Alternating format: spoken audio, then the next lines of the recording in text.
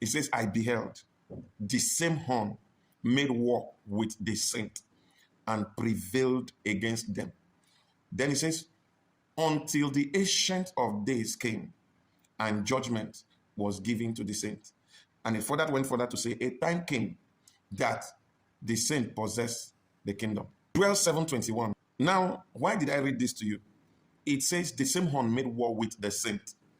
Now, who are the saints is talking about?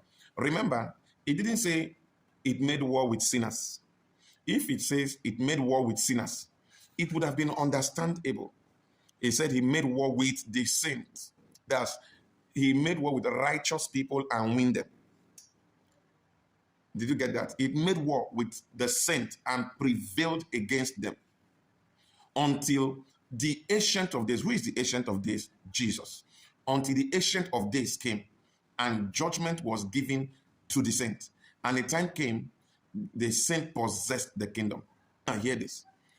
This horn, I have read in hundreds of scriptures how God instructed Moses, Aaron, in building the Ark of the Covenant.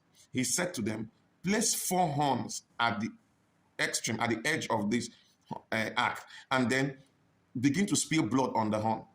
You know what a horn is. And then everything they do, all the altars, all the blood that was spilled on the altars in the days of old was spilled on top of the horn. Why should they spill blood on top of the horn if the horn does not mean something? And then you now check in Zechariah 1 and verse 17, where God said to Zechariah through an angel, he says, through prosperity, said the Lord, will my city be spread abroad. Why that revelation was being given to Zechariah. And Zechariah saw 4 horns, you see. And the Bible tells us that these 4 horns Zechariah saw was of the same.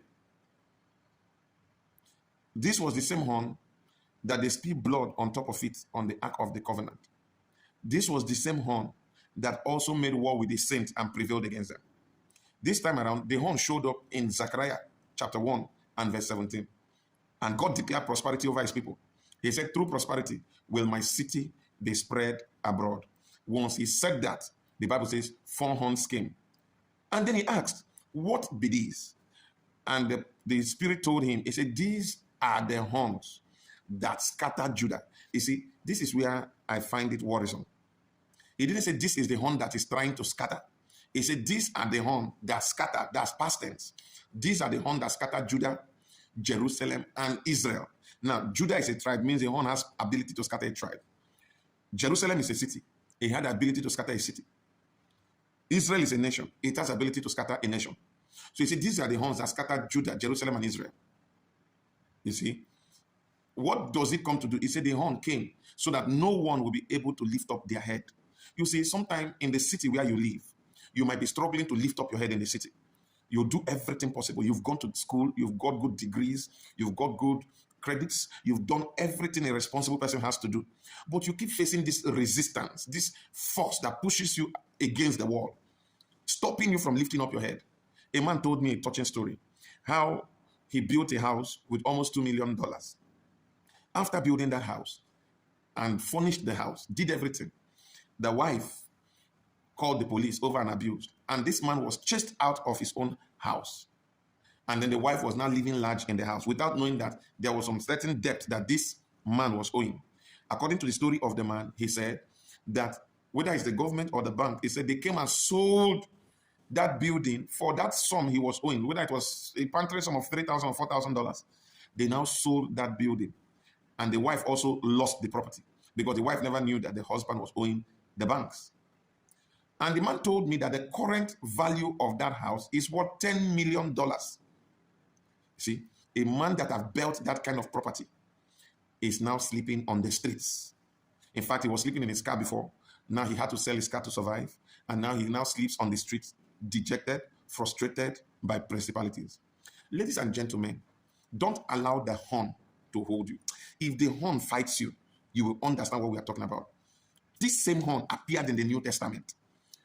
In Revelation chapter 12, from verse 1, it talks about a principality that has 7 head and 10 horns. And then if you read in verse 7, the Bible says, and there was war in heaven. Michael and his angel fought against who? That dragon that has 7 head and 10 horns. So whenever you hear about the horn, you just know it's a principality. They fought him and cast him. When the Bible says he made war with the saint until the Ancient of Days came, it is actually referring to that war that took place in the book of Revelation. So it made war with Christians, the saint, until Jesus came to heaven and cast that principality down into this earth. He came and made war with him in the book of Revelation chapter 12 and verse 7. And there was no place found anymore in him in heaven. And he was cast into this earth. And they rejoiced in heaven that they are able to push him into this earth. Now they have pushed him into this earth. In Revelation chapter 12 and verse 17, the Bible says he came into the earth to make war with the remnant of the seed of the woman. You see the horn now? Which keep the commandment of God and have the testimony of Jesus Christ. That is who he's fighting now. He's at war with you.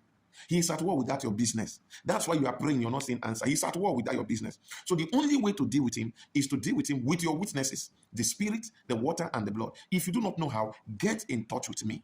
My WhatsApp number is there. I'm going to take my time and teach you and deal with it for you so that your business, your family will move forward. My name is Godswill Abbey, and I am the principality specialist.